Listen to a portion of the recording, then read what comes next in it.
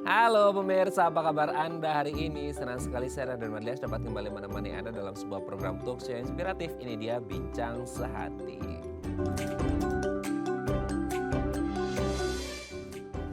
Anda bisa mengatakan sesuatu itu indah, cantik, ganteng, cakep, dan lain sebagainya. Karena apa? Karena kita bisa melihat. Nah, melihat itu pakai mata gitu ya. Tapi ada banyak sekali yang mungkin kita nggak sadar. Ada beberapa kebiasaan ya, biasanya kata orang ya, nggak tahu ini mitos atau fakta. Bilangnya ngucek mata lah, kena debu ya. Namanya kita kalau tinggal di Jakarta sekitarnya atau mungkin di kota-kota lainnya. Wah, kena debu nih, kena asap dan lain sebagainya. Membuat mata kita jadi iritasi dan lain sebagainya. Nah, salah satu gangguan kesehatan yang bisa terjadi pada mata adalah katarak, dan ini katanya ini mah penyakitnya orang tua, nggak mungkin ya anak-anak muda bisa mengalami katarak. Nah, gimana sih cara mengatasi katarak? Inilah topik yang akan kita bahas hari ini ya. Solusi untuk mata katarak ini seperti apa, penyebabnya dan ngobatinya gimana gitu ya. Nah, ngomong-ngomong seputar mata, kita akan membahas terlebih dahulu ya beberapa mitos atau fakta seputar kesehatan mata. Oke, kita lihat yang pertama ya, kita bahas apa nih? Lansia pasti bermasalah dengan fungsi matanya. Ya, namanya lansia gitu ya. Kita tahu lah fungsi tubuh akan menurun, organ-organ di seluruh tubuh gitu ya. Termasuk juga katanya mata. Jadi ibarat kata kalau anak kecil tuh bisa ngeliat, itu clear banget ya, jelas banget, jernih banget. Tapi seiring bertambahnya usia, mulai usia 30, 40, 50, aduh entah itu mata minus, rabun dan lain sebagainya yang membuat ya kinerja mata itu akan menurun. Tapi pertanyaannya gini, apakah semua lansia pasti akan mengalami penurunan fungsi atau kinerja matanya? Atau sebenarnya, well tergantung sih sebenarnya kalau kita ngomongin lansia. Ada juga kok lansia yang penglihatannya itu masih tajam gitu ya. Ada juga yang usia produktif, bahkan mungkin remaja, bahkan mungkin juga anak-anak yang udah mulai pakai kacamata minus dan lain sebagainya. Nah ini sebenarnya kesehatan mata berdasarkan usia atau sebenarnya enggak juga. Mungkin ada faktor-faktor yang lain atau mungkin faktor-faktor yang sebenarnya bisa dimodified ya. Dalam artian kayak makanannya kurang nih. Kesehatan matanya gara-gara ngeliat gawe dan lain sebagainya. Nanti kita bahas ya. Oke, kita lanjut yang kedua pemirsa ya. Kacamata minus bisa menularkan minus ke orang lain. Jadi pernah nggak sih Anda, mungkin Anda sendiri juga kali ya. Karena saya juga kadang-kadang pernah gitu. Kayak ngeliatin orang pakai kacamata kayak keren gitu ya. Aduh keren banget sih kacamatanya. Karena kita nggak pakai kacamata gitu. Jadi boleh nggak aku pinjem kacamatanya gitu ya. Pas dipakai tuh kayak aduh pusing banget ya. Karena itu kacamata minus gitu ya. Dan kita nggak minus. Dan pas dipakai itu kayak pusing dan lain sebagainya. Ya kalau sekali dua kali mungkin nggak apa-apa. Tapi kalau mungkin keseringan entah karena satu dan lain hal. Kita nyobain kacamata minus orang. Entah itu berganti-ganti lagi gitu orangnya. Sebenarnya bisa nggak sih nularin itu minusnya? Kan itu cuma kacamatanya aja, nggak ada masalah sama matanya kita gitu. Maksudnya nggak langsung kontak langsung seperti itu. Nah ada nggak sih hubungan ketika kita minjem pakai kacamata orang lain yang minus, kita pakai kita ketularan minusnya. Ini kan kayaknya bukan infeksi ya, nggak menular. Tapi nggak tahu juga, nanti kita bahas ya. Oke kita lanjut yang ketiga pemirsa ya. Sering pakai kacamata buat minus kita itu jadi bertambah. Jadi karena gini, sering kita lihat orang yang kacamata minusnya itu let's say kayak masih tipis gitu ya. Terus dia pakai terus dan lama-lama kok kayak loh dulu kayaknya nggak setebel ini deh dan sekarang itu kayak tebel banget. Berarti ini indikasinya adalah once orang memutuskan untuk pakai kacamata minus maka dia akan keterusan terus nih. Dan akhirnya apa? Minusnya bertambah dan dia semakin nggak ngerti ya ini disebut addicted atau memang karena kebutuhan sih ya. Karena dia udah posisinya matanya udah minus. Nanti akan kita bahas ya. Oke kita lanjut yang keempat pemirsa. Mengucek mata, nah ini dia ya bisa melukai mata. Apalagi nih ya. Kayaknya beberapa waktu hari minggu belakangan ini nggak ngerti ya kalau di Jakarta dan sekitarnya itu kayak cuacanya panas banget gitu ya. So otomatis debunya banyak banget. Apalagi kalau mungkin Anda kerja naik motor gitu ya, terus kebetulan nggak pakai masker atau kemungkinan ketutupan gitu ya, terus matanya itu kemasukan debu dan lain sebagainya. Nah ini menjadi indikasi bahwa kayak kemungkinan debu, asap dan lain sebagainya ini bisa masuk ke dalam mata kita. Nah akhirnya apa? Refleksi kadang-kadang kita langsung kayak ngucek-ngucek gitu. Nah Itu enak sih, kayaknya kerasanya enak ya. Tapi nggak ngerti, maksudnya ketika kita ngucek mata, itu kan kita nggak ngerti ada apa ya di dalamnya, terjadinya seperti apa. Dan katanya bisa menyebabkan infeksi di mata kita. Nanti akan kita bahas ya, apakah hanya sekadar mengucek mata bisa menyebabkan infeksi di mata kita. Sebenarnya bukan nguceknya kali ya, apa ada sesuatu apanya gitu. Kalau debu kan kayak partikel yang agak lebih gede ya gitu. Kalau asap sih kayaknya nggak begitu. Tapi kalau debu akhirnya bisa membuat infeksi atau luka di mata kita. Oke, kita lihat yang terakhir pemirsa ya. Pemandangan hijau katanya bisa menyegarkan mata. Waduh, ini ibarat kata orang Jakarta lagi main ke sawah, main ke kampung, atau Anda pemirsa yang matanya lagi lelah ngelihat saya hari ini karena saya pakai hijau gitu, gitu ya. Jadi pemandangan yang hijau itu katanya bisa menyegarkan mata. Nah, nanti akan kita bahas ya, apakah benar-benar kayak visual kita melihat sesuatu yang hijau itu bisa membuat mata kita lebih segar, kayak kan itu cuma warna aja gitu ya. Jadi kalau kita bikin ada semisal sofa warna hijau gitu, kita liatin seger juga nggak sih? Ada bedanya nggak kalau semisal kita ngeliat hijaunya itu versi nature, versi alam, versi pemandangan. Nanti akan kita bahas ya. Oke, itu tadi beberapa mitos atau fakta seputar kesehatan mata dan kami akan membahasnya sesaat lagi. Tetap bersama kami di Bincang Sehati.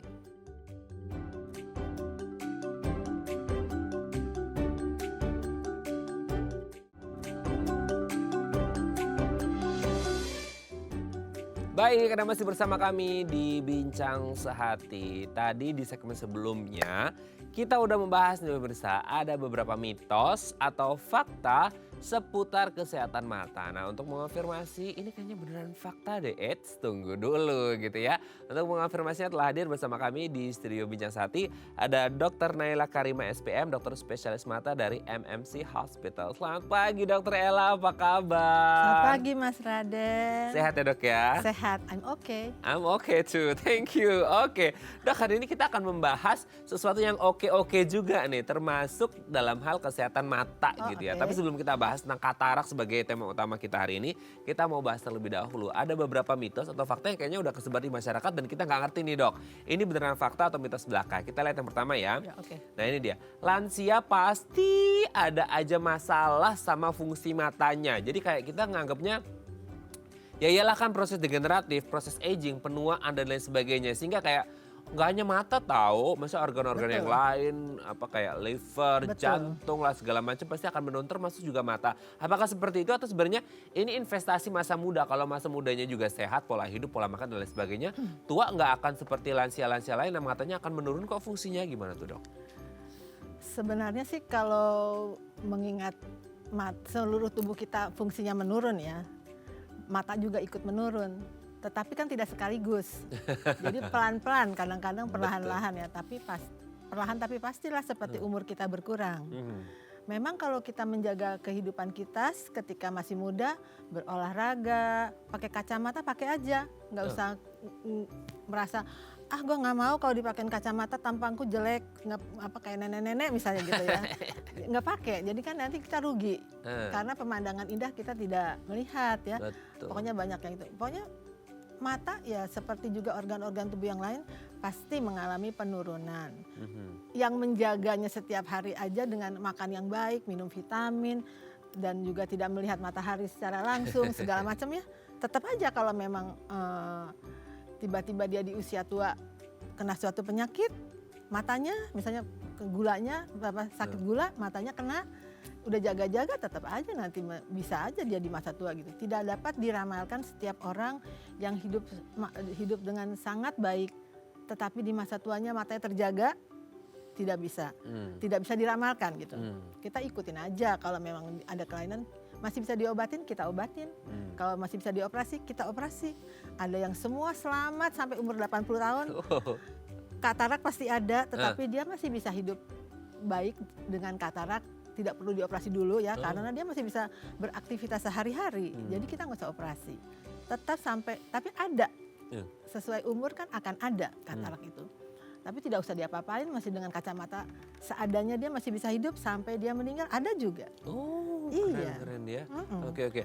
Jadi intinya Ya pasti usia kan berpengaruh gitu Betul, ya. betul. Memang sih usia itu berpengaruh karena proses degeneratif, proses penuaan dan lain sebagainya gitu ya dok ya. Tapi bukan berarti juga kita leha-leha di masa muda. Iya. Tetap harus menjaga Iya, kesehatan. menjaga itu Tapi harus, kan titipannya Allah. Kita harus betul. jaga baik-baik. Tapi kedepannya terjadi apa kan kita nggak ada yang ngerti, itu Tahu. walau alam ya dok ya Iya. gitu. Yang penting kita udah niatnya dulu untuk menjaga kesehatan mata kita sedari muda. Kalaupun nanti itu ada apa ya itu nantilah ya gitu ya. Yang penting kita nggak usah jaga dulu gitu ya. nggak usah dipikirin dulu Nggak usah karena dipikir.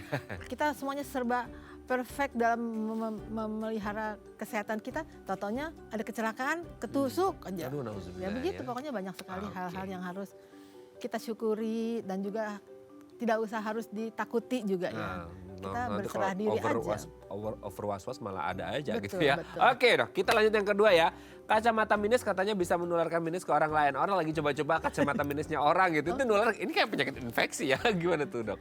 Enggak sih, enggak pernah kejadian begitu, enggak pernah ada gitu rasanya ya. Nggak ada, Enggak, oke. karena gini, kalau orang matanya minus itu berarti diameter depan belakang sumbu matanya itu lebih panjang dari normal. Kan minus tuh kalau orang normal biasanya sekitar 23 ya panjangnya itu. Nanti kalau yang itu bisa 26 gitu. Jadi dia panjang, makin panjang sumbu matanya menjadi makin minus lah dia. Kalau yang jauhnya plus lebih pendek. Jadi begitu ada ukuran diameter sumbu mata. Jadi kalau misalnya dia pakai kacamata temennya yang umurnya yang panjangnya 26 kan misalnya minus 2 gitu ya. Nah kalau dia minusnya bagus panjang sumbu matanya bagus kan nggak akan pakai kacamata soet gitu kan nggak gitu. Jadi nggak nular pakai kacamata. Cuman pasti dia pusing sendiri. Dia tidak happy sendiri kan kacamatanya ada ukurannya, jarak mata tuh ada ukurannya dan juga minusnya sendiri-sendiri. Kita tidak pernah, saudara kembar kita aja nggak sama ukurannya dan juga jarak kedua matanya tuh jarak di pupilnya. Dia pasti pusing, apalagi ntar yang satu ada silinder, yang satu enggak. Kita juga nggak pakai kacamata yang silinder, nggak nyaman, pasti sempoyongan. Betul. Akhirnya dia nggak mau, aku pakai kacamata cengdem aja seceng adem. Tapi nol kan? Baru tahu ada istilah Kan cengdem. nol Pak, dok. Sorry, Mas Raden maaf. Kan itunya nol ukurannya. Dia lebih enak, malah dia tuh pakai kacamata hitam kan enak ya, nyaman. Iya. Dan ukurannya kan nol gitu, jadi kan enak. Nah pakai seceng adem aja bilang. Oh, cengdem loh. Makasih loh ya pemirsa ya, kita tahu istilah cengdem. Bener. Oke dok ya, kita lanjut yang ketiga ya. Iya. Sering pakai kacamata buat minus bertambah, kan ada nih loh, gara-gara orang kayak full pakai kacamata dari awalnya kayak cuma segini, lama-lama jadi segini gitu. Betul nggak sih? Maksudnya ada orang yang sebetulnya dia pakai kacamata, udah rajin pakai kacamata patuh gitu ya. Tapi kok nambah terus? Betul. Nah gitu. Emang ada orang yang seperti itu ada. Itu namanya miopia progresif. Jadi miopnya tuh tambah terus. Mau pakai kacamata berapapun dia tetap nambah gitu. Itu yang sekarang tuh juga menjadi problem ya. Kadang-kadang kita menanganinya dengan kontak lensa yang dipakai untuk menahan bertambah, jadi dipakai tidur segala aja supaya dia jangan tumbuh terus. Ya itu minusnya tuh tambah terus karena panjang bola matanya juga bertambah panjang terus. Jadi bola matanya kan harusnya bulat ya. Ya. Nanti kalau dia itu lama-lama bola matanya tuh seperti bentuk zeppelin. Karena sumbu depan belakangnya itu sumbu belakang depannya bertambah panjang.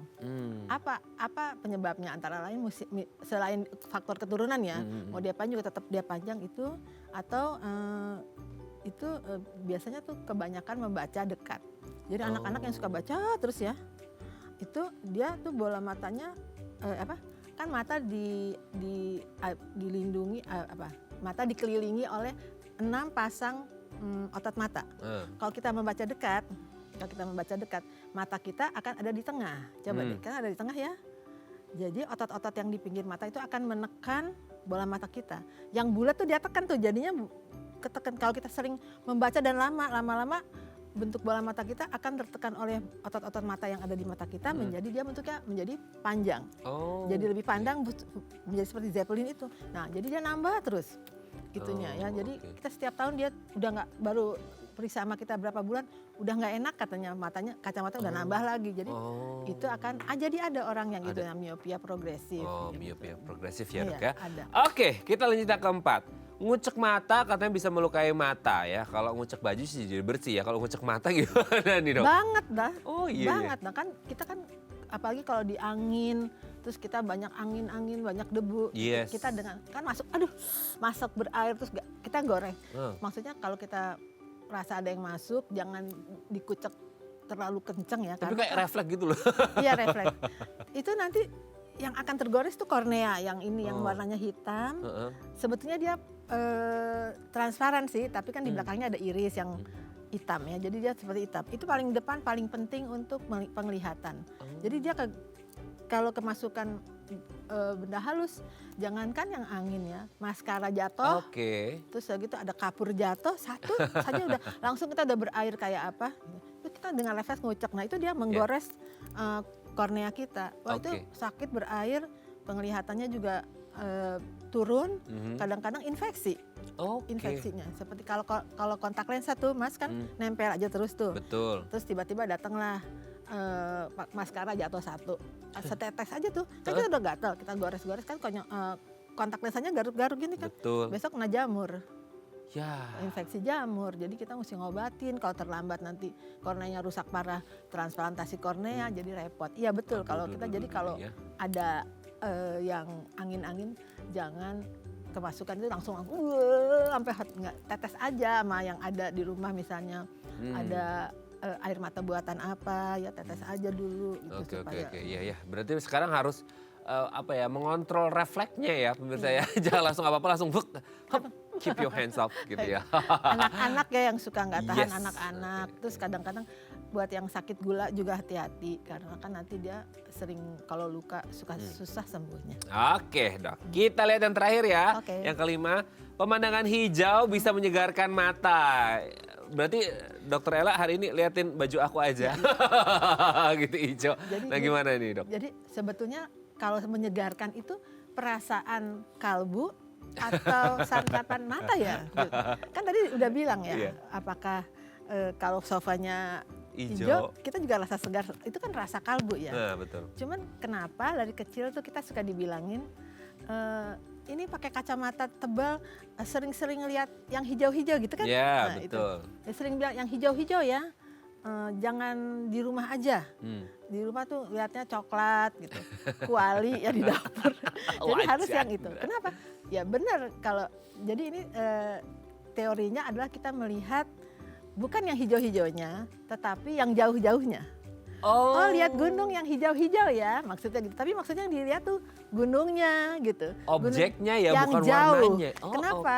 Kalau kita selalu membaca dekat, mata kita itu ada di tengah kayak saya tadi bilang. Jadi dia otot mata kita yang 6 itu bisa menjepit mata kita sehingga nanti menjadi zeppelin. Nah begitu kita lihat jauh, mata kita tuh ke pinggir dua-duanya. Jadi dia napas. Jadi itu rasanya kita relaxing. Kita juga relaxing. Terus kita matanya juga nggak pegel gitu. Terus fokus dekat saja. Kalau dia lihat anak-anak yang pakai kacamata suka dibilang jangan lupa ya lihat jauh. Kalau lagi ngetik-ngetik komputer, jangan lupa setiap 2 jam melihat keluar jendela yang lebih dari 20 meter, lalu kita menghitung 20 hitungan. Itu adalah matanya relax gitu. Jangan kita di sini terus gini. Iya. Capek matanya ya. Capek deh. Capek deh. Oke, thank you ya Dok ya. Ini sudah terjawab mitos faktanya. Nanti kita lanjut lagi ngomongin katarak di segmen selanjutnya ya Dok ya. Oke pemirsa, kalau Anda punya pertanyaan seputar tema kita hari ini boleh tanya-tanya di 021 290 32644 atau DM Instagram kami di @theifamily. Kami akan kembali saat lagi.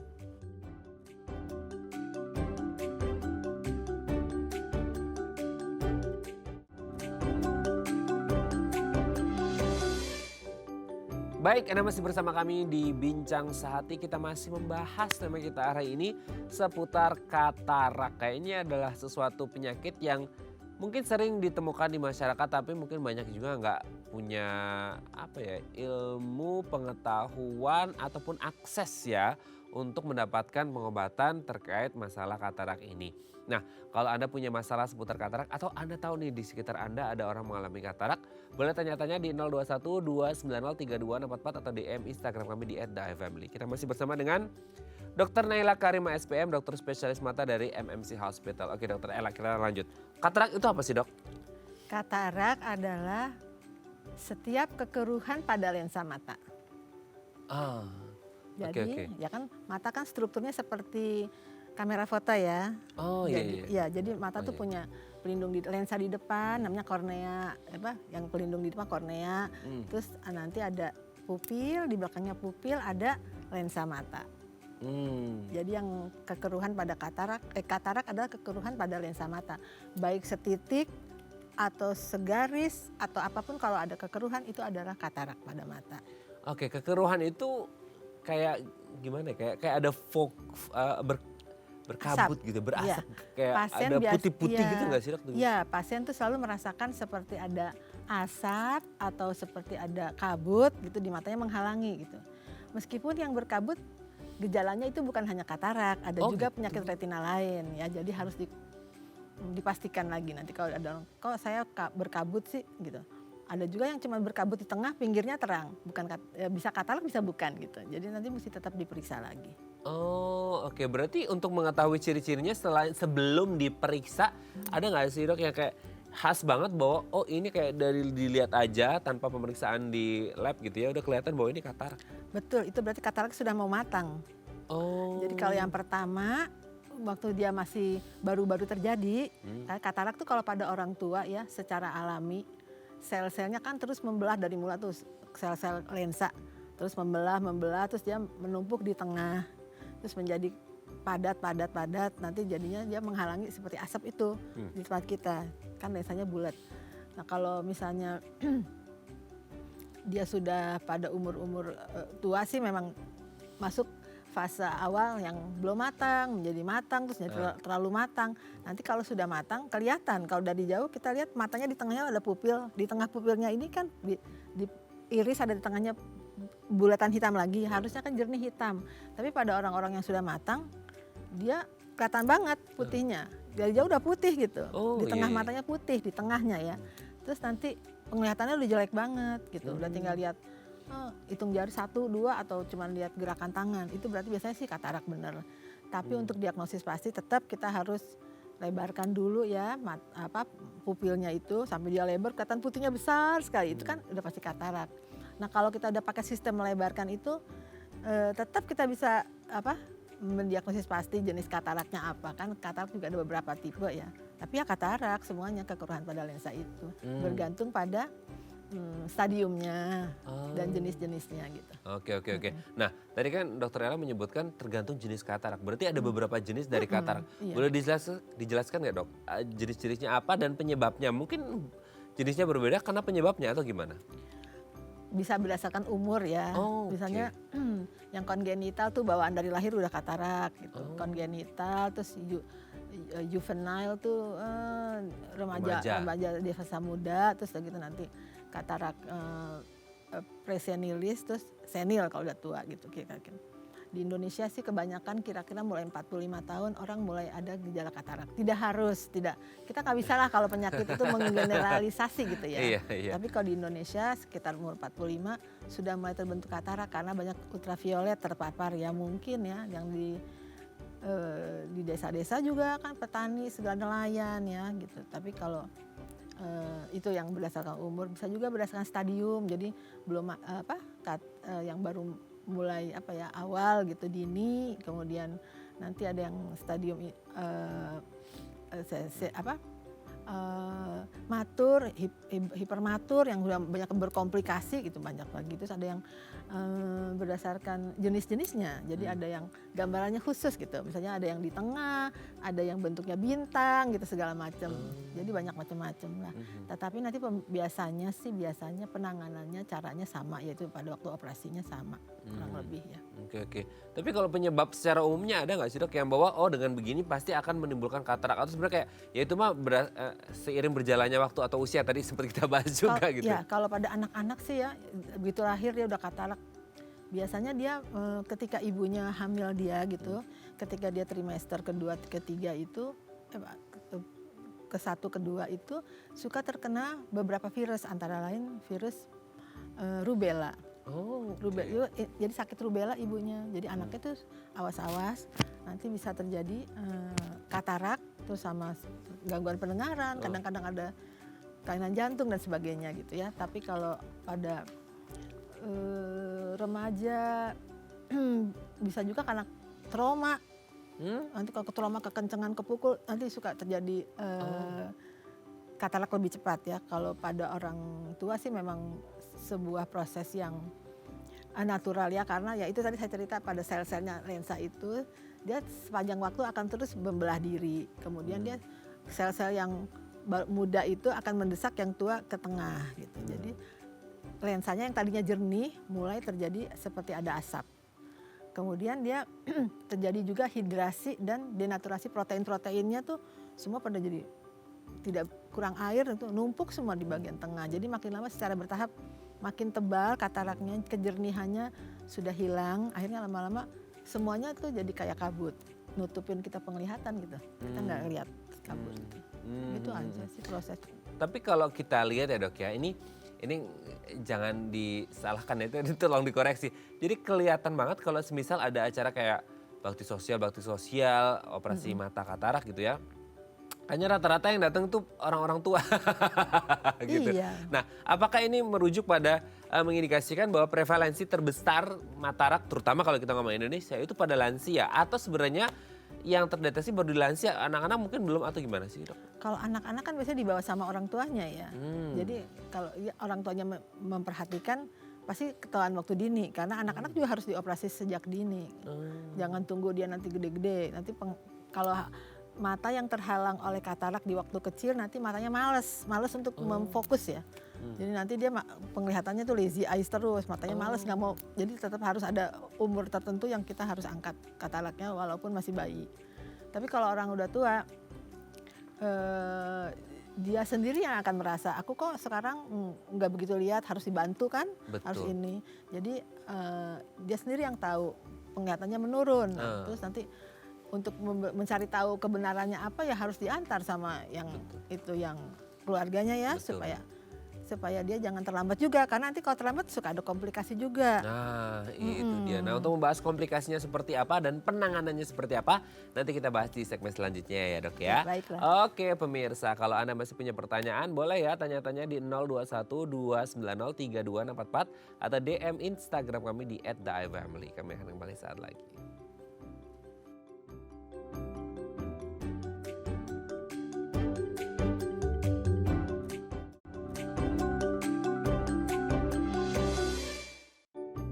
Baik, Anda masih bersama kami di Bincang Sehati. Kita masih membahas tema kita hari ini seputar katarak. Nah, kalau Anda punya pertanyaan seputar tema kita hari ini, boleh tanya-tanya di 021 290 3244 atau DM Instagram kami di @theifamily. Kalau saya ngomongnya kecepatan itu ada di layar ya pemirsa ya. Jadi Anda bisa telepon kami sekarang juga ya. Oke, kita masih bersama dengan Dr. Naila Karima SPM, dokter spesialis mata dari MMC Hospital. Oke, Dr. Ella, kita lanjut lagi. Katarak itu kan bagi sebagian orang kayak ya penyakit yang banyak terjadi aja, kayak ya meremehkan gitu ya. Jadi akhirnya banyak yang ya udahlah nggak apa-apa, temennya banyak kok gitu ya. Nah, tapi kalau kita ngomongin katarak, ya lagi-lagi ya tadi sebenarnya saya juga udah sempat mention, karena coverage area Indonesia itu sangat luas ya, entah karena masalah aksesibilitas atau pengetahuan tentang apa itu katarak dan dampaknya dan lain sebagainya. Banyak yang akhirnya sorry to say nggak tertangani dengan baik atau belum tertangani dengan baik. Padahal mungkin tingkatnya gradingnya udah parah banget gitu ya, sampai benar-benar nggak bisa lihat dan lain sebagainya. Kalau kita berbicara tentang orang dengan katarak yang tidak atau belum tertangani dengan baik dan udah di posisi yang parah, apa sih dampak terburuknya, the worst skenario-nya, atau mungkin kalau bisa dibilang komplikasinya gitu dok? Katarak itu penyebab kebutaan terbesar di seluruh dunia. Nomor 1. Oke. Tapi dapat disembuhkan. Dapat disembuhkan dengan sempurna. Jadi kalau kita operasi pada waktu yang tepat, kita pasang lensa baru, kan kataraknya udah keruh ya, yang buatan Allah itu udah keruh. Jadi kita bersihkan, kita ganti dengan lensa buatan pabrik buat manusia lah ya gitu. Jadinya langsung kembali lagi 100% apabila dia tidak punya komorbid apa-apa di matanya ya. Gitu. Tapi kalau misalnya apakah kalau sudah terlalu kematangan gitu ya, nanti dia jadi buta. Memang dia buta kalau udah kematangan belum diangkat tuh kan nggak ngelihat apa-apa Pak Dok. Mas Raden. Aduh kayaknya sebentar lagi jadi dokter nih. Amin. Saking banyak ilmunya. Terus jadi kalau dia misalnya dia sudah ketutup seperti tangan saya nih nutupin mata, kan nggak bisa lihat apa-apa sama sekali. Itu menurut WHO buta. Kebutaan menurut WHO definisinya adalah 3 meter, melihat 3 meter saja kedua mata itu sudah buta. Kadang-kadang hanya melihat nyala lampu aja, kadang-kadang hanya melihat gerakan tangan aja itu dia buta. Berarti dia tidak bisa bekerja apa-apa sendiri, selalu harus dibantu. Jadi secara ekonomi keluarga itu kehilangan 2 orang pencari nafkah ya, 2 karena satu harus nganterin dia kan nggak bisa kerja juga. Betul, gitu. betul. Itu yang harus diketahui dan kalau misalnya nanti dia dioperasi satu mata aja, satu pelita sudah terbuka, dia sudah bisa lagi makan, sudah sendiri mandi sendiri gitu kan. Yang nganterin udah bisa lepas, apalagi kalau dua-dua mata udah kembali lagi dan bisa kalau misalnya operasi tidak ada komplikasi dan semuanya baik ya. Apa yang bisa terjadi kalau dia kematangan? Itu kataraknya yang tadi sudah putih semuanya, harusnya seperti kaca ya bening harusnya. Yes. Transparan, dia tuh udah penuh seperti ini sofa, udah pokoknya padat dan itu. Kadang-kadang sudah hitam. Itu kalau dia mau diangkat keras banget gitu ya. Jadi pokoknya kadang-kadang dia tuh di dalam tiba-tiba dia bocor. Saking ketuaannya tuh cairannya pada keluar.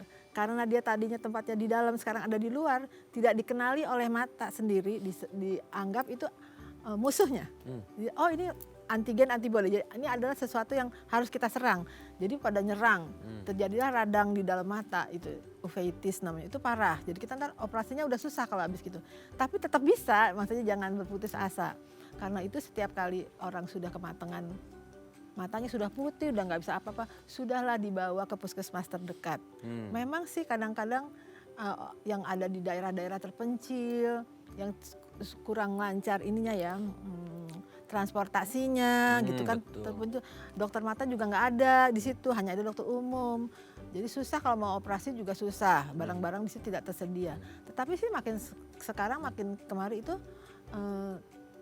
makin baik ya semuanya mulai tersedia juga dan dokter-dokter mata yang katanya bertumpuk di kota besar secara berkala mempunyai kewajiban untuk seperti bakti sosial. Jadi dokter mata itulah yang menjangkau, yang pergi ke daerah-daerah supaya merangkul orang-orang yang tidak mendapatkan, merata ya dok ya, supaya mereka berusaha seperti itu antara lainnya. Oke, sebelum kita lanjut, ini kayaknya semangat banget dokter Ella. Tapi sebelum itu kita angkat penelpon dulu, ini ada penelpon kita sapa terlebih dahulu ya dok ya. Halo, selamat pagi, dengan siapa di mana?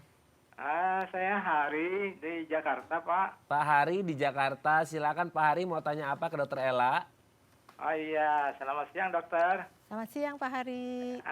Saya mau tanya mengenai katarak dok. Oke, boleh. Tempoh hari saya pernah periksa, waktu itu mata saya ada darahnya ya, terus diperiksa sama dokter. Katanya ini juga, katanya kataraknya harus diambil, katanya udah ada katarak sedikit. Tapi saya belum berasa apa-apa sih.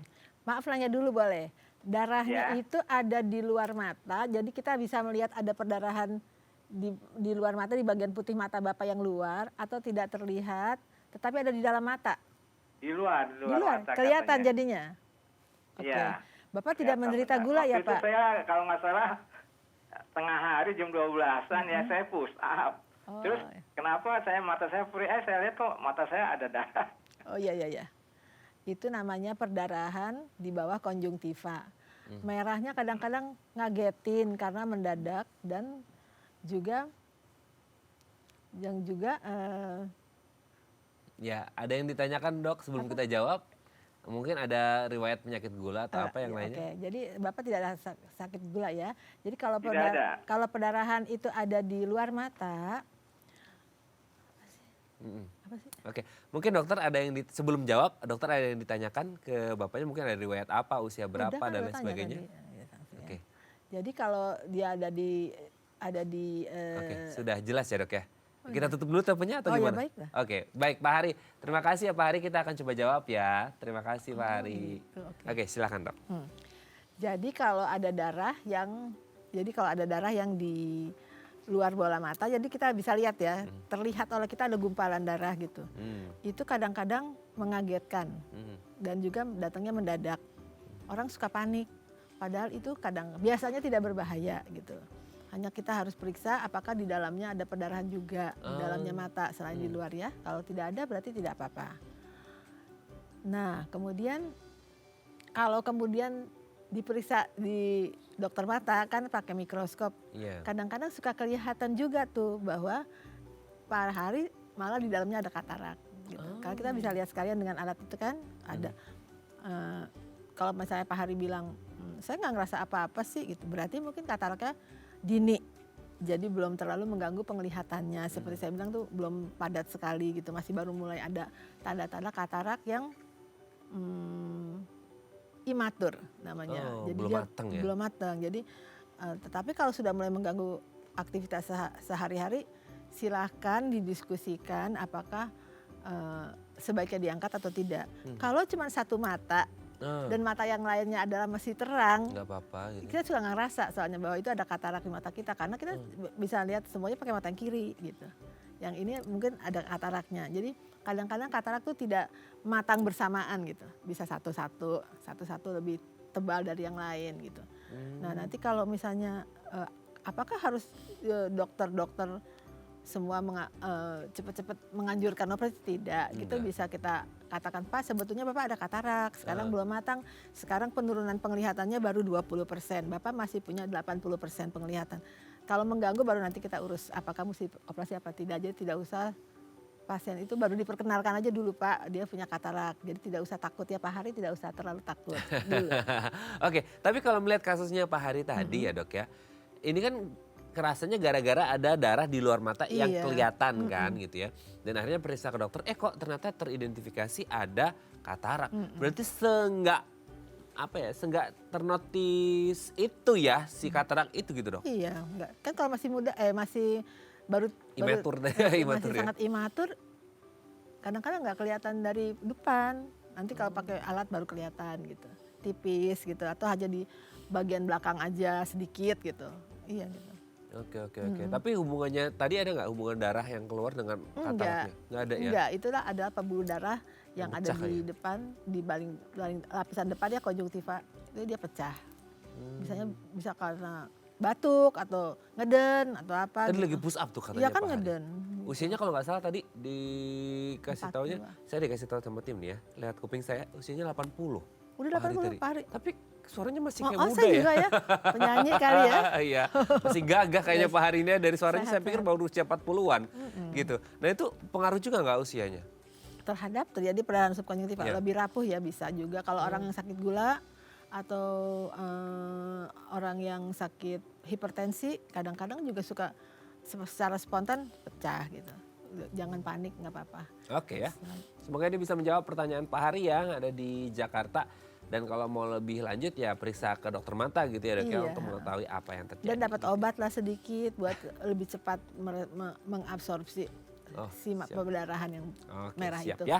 Terima kasih Pak Hari ya. Oke, kita lanjut lagi ya, Dok ya. Nah, untuk pengobatannya itu kalau udah dinyatakan kayak udah parah banget itu gimana? Diangkat yang tadi atau gimana sih? Kayak Sama. diganti lensanya ya atau gimana? Sama, cuman kadang-kadang harus lebih hati-hati karena kan kataraknya udah keras. Kita mau mengisap kataraknya itu kan di dalam ya, dalam matanya. Terus kita suka agak keras, jadi harus hati-hati. Cuman kalau yang jago sih cepat aja, gampang aja kalau yang jago-jago tuh ya. Yang sekarang generasi muda, wah pada hebat-hebat. Jadi Indonesia moga-moga mempunyai dokter-dokter mata yang akan mengatasi katarak-katarak dengan baik lah nanti di masa mendatang. Karena iya Dok. Tapi memang sekarang kan sudah tersebar secara rata gitu ya Dok ya. Karena kan Iya. mau nggak mau kita akui kasus katarak di Indonesia juga lumayan tinggi. Banyak, iya. Dan tadi penyebab kebutaan. Berarti sekarang sudah mulai ada program itu ya mungkin dari Udah pemerintah ya? lama, itu sudah lama kok. Itu dari mulai sekitar tahun 80-an saya juga udah ikut itu. Katarak backlog, terus kita melakukan operasi itu ya ikut. Sampai sekarang berjalan kok Pak. Mungkin kita tidak publikasi kurang atau gimana, tapi pemberantasan pembasmian katarak itu tetap ada menjadi salah satu program utamanya Persatuan Dokter Mata seluruh Indonesia. Oke. Iya. Oke, Pusat. nanti kita lanjut lagi ya dok ya di segmen terakhir, ini menarik banget ngomongin katarak. Oke pemirsa, kalau Anda masih punya pertanyaan boleh tanya-tanya di 021 290 3264 atau DM Instagram kami di @theairfamily. Kami akan kembali saat lagi.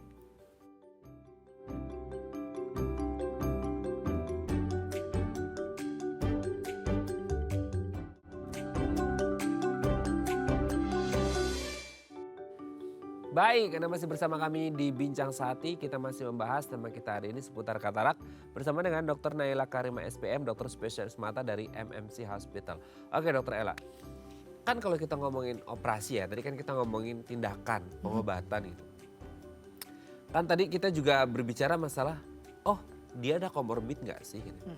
Semisal nih, dia ada diabetes. Kan orang-orang dengan diabetes atau mungkin beberapa penyakit yang lain agak riskan gitu ya kalau kita ngomongin tindakan apa, mata, gigi dan lain sebagainya gitu ya. Operasi itu kan takutnya terjadi hal-hal yang tidak diinginkan. Nah, kalau untuk khusus untuk orang-orang dengan komorbid itu gimana dok? Semua akan diperiksa dulu sebelum operasi. Oke. Seperti dicek laboratorium, fotonya juga semuanya diperiksa dulu sebelum masuk ini. Dan kalau ada komorbid ke penyakit dalam dulu. Supaya semua dalam nominal yang normal semuanya. Karena kan kalau kayak hipertensi harus normal. Jadi kirim ke jantung, jantungnya baik enggak. Jadi semua kita tuh enggak katarak masuk. Aku mau buru-buru nih, mau keluar negeri gitu kan gitu masuk. Enggak bisa. Jadi harus semua dicek dulu semuanya sehingga kita aman melakukannya. Dengan demikian hasilnya juga akan baik insya Allah. Karena kan kalau lagi tekanan darahnya tinggi, nanti dia kenapa-kenapa waktu dioperasi perdarahan. Juga kalau orang sakit gula udah lama harus dilihat retinanya dulu. Kalau ada perdarahan kecil di laser bisa, pokoknya diurusin dulu. Setelah dirasa aman, kita baru operasi. Dan biasanya sih insya Allah baik. Dan sesudah itu 2 minggu sampai 2 minggu kita lihat benar-benar apakah timbul ada apa, tekanan bola mata naik nggak? Tekanan bola mata juga nggak boleh naik. Ya. Tekanan bola mata naik nggak? Sama apakah gulanya naik lagi enggak. Nah itu harus dicek terus. Jadi nanti sampai bulan ketiga bisa aman. Oh tekanan bola mata itu naik atau enggaknya dipengaruhi oleh apa dok? Kopi. Oh? Enggak sih Pak. Jadi salah satu penyebab orang yang sudah sakit glaukom itu kan tekanan bola matanya tinggi ya. Iya. Jadi kalau itu emang kita nggak bilang jangan banyak-banyak minum kopi, betul sih itu. Tapi maksudnya sebetulnya strukturnya dia itu di dalam bola mata ada yang menghasilkan cairan bola mata itu sempit-sempit. Jadi nanti kalau udah produksinya banyak nggak bisa keluar. Jadi di dalam tuh terkurung. Jadi kan makin lama makin tinggi gitu. Itu bisa buta juga sih. Kalau itu penyebab kebutaan tuh bukan katarak aja. Antara lain juga glaukoma, ya juga sakit penyakit retina gitu. Tetapi kadang-kadang mereka glaukom itu sama penyakit-penyakit lain kalau dioperasi atau ditolong belum tentu bisa sebaik kalau operasi katarak itu tanpa komorbid ya. Nanti kalau dioperasi kembali bisa 100% penglihatannya. Tapi kalau yang dengan penyakit mata lainnya, penyakit-penyakit retina atau penyakit-penyakit glaukoma itu kadang-kadang penglihatannya sudah ada, pokoknya nggak bisa diperbaiki gitu, walaupun dioperasi katarak gitu. Jadi kita mesti jelaskan kepada pasien, jangan mempunyai pengharapan terlalu besar apabila ada ini. Tapi kalau tidak dioperasi sama sekali tidak melihat, jadi mereka tidak terlalu mengharapkan macam-macam gitu, Mas. Jadi supaya tahu gitu dengan informed consent yang baik gitu. Ada nggak sih dok setelah dia melakukan tindakan entah itu operasi atau yang lain bahwa kedepannya bisa jadi akan mengalami katarak lagi? Itu kan kadang-kadang orang kayak ya karena mungkin masalah umur lah, masalah makan dan lain sebagainya yang akhirnya bisa membuat orang kepikiran aduh bisa katarak lagi nggak ya gitu dok? Itu namanya katarak sekunder. Ada itu, tapi bukan katarak jadi seperti katarak yang padat itu. Hanya ada timbul selapis embun di belakang, di kapsul belakang yang ditinggalkan. Kapsul belakangnya lensa itu ketika kita operasi katarak, kita tinggalkan bagian belakangnya untuk tempat menggantungkan lensa tanam. Lensa tanam itu kan kita masukin ke situ. Jadi ada kantong yang tempat meletakkan lensa tanam itu yang mengganti lensa kita yang udah kabur. Nah kadang-kadang di belakang lensa tanam itu terbentuk lagi embun. Jadi kayak asap, bukan asap sih, embun tipis gitu. Terbentuk, tidak pada semua orang tapi Pak. Nah itu tinggal di laser. Lasernya namanya neodymium yak laser. Jadi nanti kalau kita melakukan penembakan pada kapsul itu, nanti dia akan rontok gitu. Nanti dia jelas lagi, menjadi bagus lagi. Bisa terjadi katarak sekunder, bukan yang penuh padat jadi seperti katarak yang semula itu, yang enggak, cuman pada kapsul posterior, kapsul belakangnya itu tempat menggantungnya suka timbul embun baru, kabut baru ya. Embun itu sama seperti kayak di awal-awal katarak yang sebelumnya, atau embun itu bisa jadi beda gitu? Enggak, cuman kayaknya terjadi aja tuh karena suka tergesek oleh intraocular lensa tanam yang baru itu ya. Bukan radang, bukan apa, terjadi aja gitu di belakangnya itu. Oke, tapi sebenarnya kalau katarak itu entah dari awalnya atau pengobatan atau pasca operasi atau tindakan, ada nggak sih dok pengaruh dari intake makanan yang kita makan gitu, ada nggak sih? Katarak terjadinya karena intake makanan, enggak sih kayaknya. Oh, karena mungkin kalau menjaganya gitu supaya tidak, matanya tetap sehat tuh, kayak kan selama ini kan kita ngerti ya dalam artian menjaga kesehatan mata gitu, itu juga bisa nggak sih kayak kita ya yang paling umum tuh makan wortel gitu, Ya, ada lain sebagainya, itu pengaruh nggak sih?